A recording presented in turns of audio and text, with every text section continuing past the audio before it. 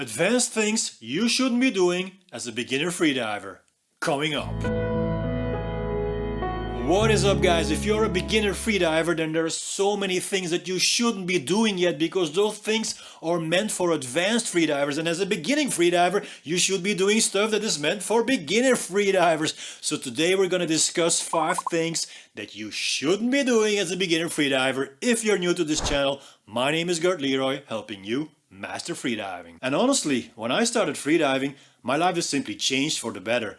Freediving gave me a space, a way to relax my mind and let go of all my tension. I have found my peace. And now I want you to find your peace through the practicing of freediving. So if you like the idea, consider subscribing and hit the notification bell. Mouthfill. So the mouthfill is an advanced technique. We basically fill our cheeks full of air so we can use that air to equalize. Now, when is a mouthfill used? Well, it is usually for deeper dives. Now, you don't necessarily need to use the mouthfill. You can perfectly just keep on using normal equalization, Frenzel. But for most freedivers, that is quite challenging. As you dive deeper, you get less and less air available for equalization. So that is why some freedivers, including myself, we prefer to use a technique called the mouthfill. So we charge the mouthfill, we get air from the lungs around more or less 20 meters, can be 15, can be a little less, 18, 20, 22, it doesn't really matter. Depending on your dive, around 20 meters, you charge your cheeks full of air, so you charge the mouthfill. With that air that you take around 20 meters, you go deeper and you use that air to equalize your ears. That means you do not use air anymore that comes from your lungs. Well, because that is difficult. As you dive deeper, it becomes more difficult to get air from the lungs, especially when you reach residual volume, RV, which is the volume that remains in the lungs after you cannot get any more air out, and that usually occurs somewhere between 30 and 40 meters depending on your level. I will explain later about RV. So, mouthfill. Why shouldn't you be doing this as a beginner freediver? Because first of all, you have to learn the skill of normal equalization, normal Frenzel. There are freedivers that go very deep only using Frenzel and no mouthfill at all. In fact, if you dive to 10, 20, 30, even 40 meters, you do not need mouthfill. You can perfectly use Frenzel to dive to 40, even way deeper. So if as a beginner you would start using mouthfill too soon, then that would take your focus away from the normal Frenzel equalization. And it is better to become a master in Frenzel and go as deep as you can with the Frenzel equalization before you start using the mouthfill. And why is that? Because eventually the mouthfill isn't that much different from Frenzel. You are actually Frenzeling. You are Frenzeling with the air that is available in your cheeks. Whereas for normal equalization, normal Frenzel, you are getting air from the lungs. You have to make an air shift. A little bit of air comes from the lungs towards your oral nasal cavity, and then you use that air to Frenzel. So when you do the mouthfill, you do not get air from here anymore. You have the air already available, but the movement itself is also a Frenzel. So if you as a beginner start using the mouthfill too early, then you are not practicing enough the normal Frenzel. You should become very, very good in using Frenzel and go deep, probably 40 or even deeper, before you feel the need to use mouthfill. Now that doesn't mean that you cannot try out mouthfill. I mean, of course you can. This is freediving. We're doing this for fun. We're not in the army, so if you want to try something, then do it. But just know that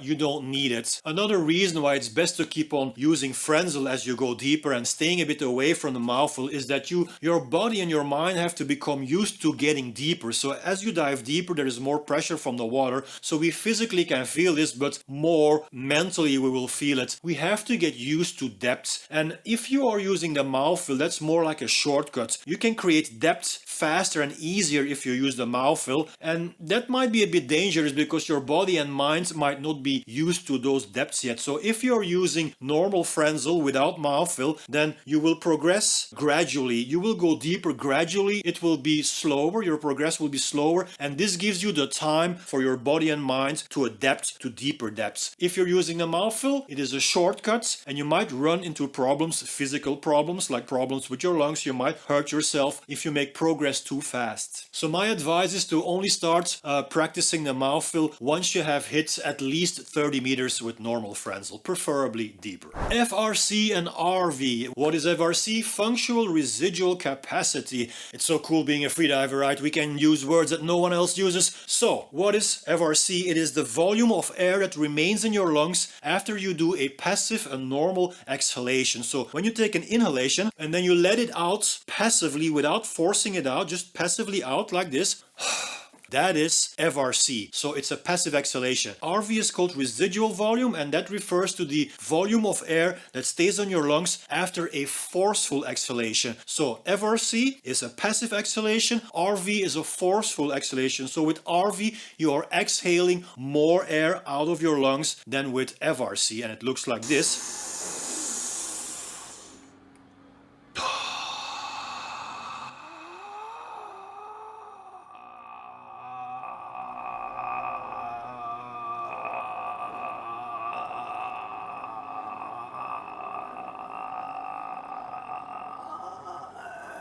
So, RV is forcing out all the air. So why are advanced freedivers using FRC or RV? Well, FRC is a great training tool to test and to master your mouthfill. So as you're diving with less air in your lungs, you will feel more pressure, of course. So a shallow FRC dive simulates a deeper dive on full lungs. Does that make sense? So if you are starting your dive on FRC with already partially exhaled lungs, that would equal a deeper dive, because the deeper you dive, the more the volume of your lungs get compressed, so the less air is available in your lungs. So if you start your dive with already partially exhaled lungs, then that simulates a deeper dive on which you would experience the same, so less air in your lungs. So basically, it's a way to dive deeper without actually diving deeper. That is FRC.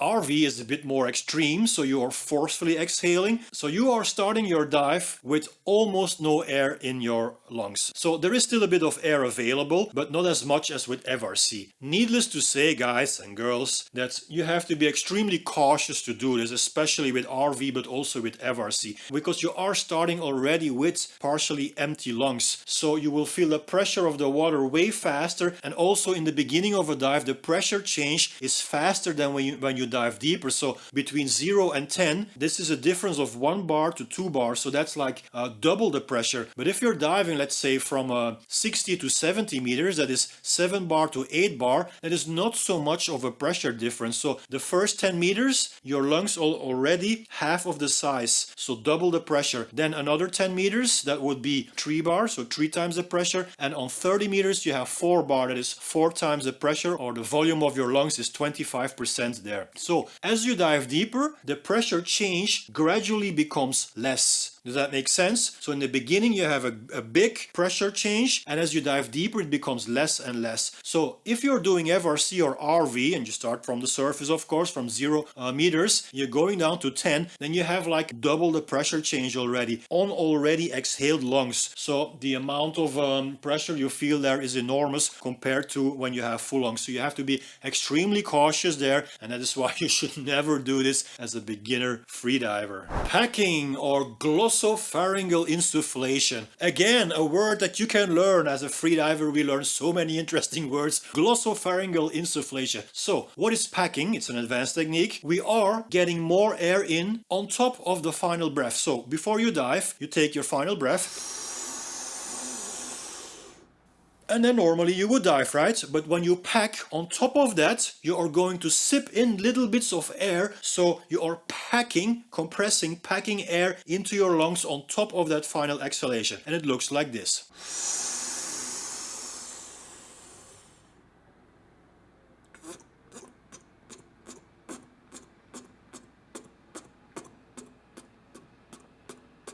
So as you pack more, you feel more pressure building up in your lungs because you're getting more in. Why we don't do this as a beginner? Because it creates a lot of pressure and your heartbeats goes up. So because all this air is pressing down on your heart, the heart has to work harder to push blood throughout your body. So we do not want this. You have to be used to this. You have to be an advanced freediver to deal with this. So as a result of this elevated heart rate, you are of course less relaxed. So you want to be as relaxed as possible. especially as a beginner, of course, to start your dive. So this packing is basically messing up your relaxation, so you don't want to do that. Another thing, if you pack in more air, then you become more buoyant because you have more air into your lungs. So you are not used to this. Your weighting should be different when you pack, because when you pack you have more air in, so you should use a little bit more weight to compensate that air in your lungs. So all of this is a lot to think about and is for advanced freedivers. You don't do this as a beginner, because apart from all the things I've just mentioned, you simply do not need to pack. You don't need to pack to 20 meters, 30 meters, 40, 50, 60, 70. You don't need to pack. There is even divers going to 100 meters without packing. So it's not wrong to pack, and it also depends on the discipline. In no-fins freediving, for instance, I would be inclined to pack a little more than on other dives. But as a beginner to intermediate freediver, you don't need to pack. Just take a normal final breath. Reverse packing. Well, that's the opposite of packing. So when you pack, you are compressing, packing air into your lungs. Now we're gonna do the opposite. We're gonna get air out of our lungs. So when you exhale everything forcefully, that would be RV, residual volume. Everything out. If you want to get more air out, then you can do something that is called reverse packing. So you are going to create a vacuum here that would suck out air from your lungs. So you will go beyond residual volume. You will have less air in your lungs than residual volume. So why would we want to use this? Well, remember when I was talking about the mouthfill, you don't need the mouthfill. You can just frenzel to deeper depths. So when you pass your residual volume around 30-40 meters and frenzel becomes more challenging, then you can do the reverse packing. So when it is no longer possible to get air from your lungs towards your oral and nasal cavity to frenzel, then you do reverse packing. So you have reached your residual volume. Okay, we can't get any more air out. Well, yes, we can when we do reverse packing. So we're gonna get even more air out, so a little bit, and that little bit of air becomes available here, and then we can do one frenzel, one equalization. And then we have to reverse pack again. Get a little bit of air again here, and then frenzel again. And this process keeps on repeating itself, and that's how you dive deeper and deeper on frenzel without using mouthfill beyond your residual volume.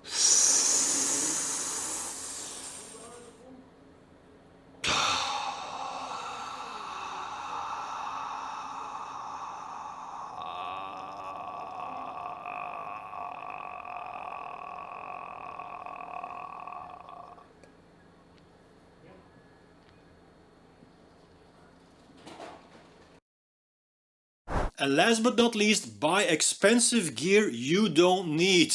Why am I including this in the video? Because I see all the time beginning freedivers buying $700 carbon bifins, blades, $500 wetsuits. Guys, you don't need that. I mean, as a beginner freediver, if you want to buy a set, your first set of freediving gear, I mean, you don't need that much money, to be honest. You can use scuba wetsuits or surf wetsuits, and that's more than good enough. I mean, I'm even using a surf suit here in Belgium when I go to dive tank. I mean, this is a suit I've been having for years. I used it for windsurfing. You can perfectly freedive in this. Is it optimal? Is it designed for your deepest dives? Of course not. But you're a beginner. You're not doing your deepest dives. You're just learning the skill of freediving. So you don't need that expensive material. So there is cheap gear you can buy on Amazon. You can buy cheap gear on a Decathlon. There's other shops like a scuba store online where you will find awesome deals for a really low budget. So you can have like a mask and a snorkel for $30, a wetsuit for $80, fins for $50. Yes, that's right. You can have freediving fins for $50 and a weights and belts, well, $25 more or less. So if you sum that up for $185, you could have a whole brand new set for a beginner. Perfectly does its job for you. If you have any questions about freediving gear, let us know in the comments. That is it, guys.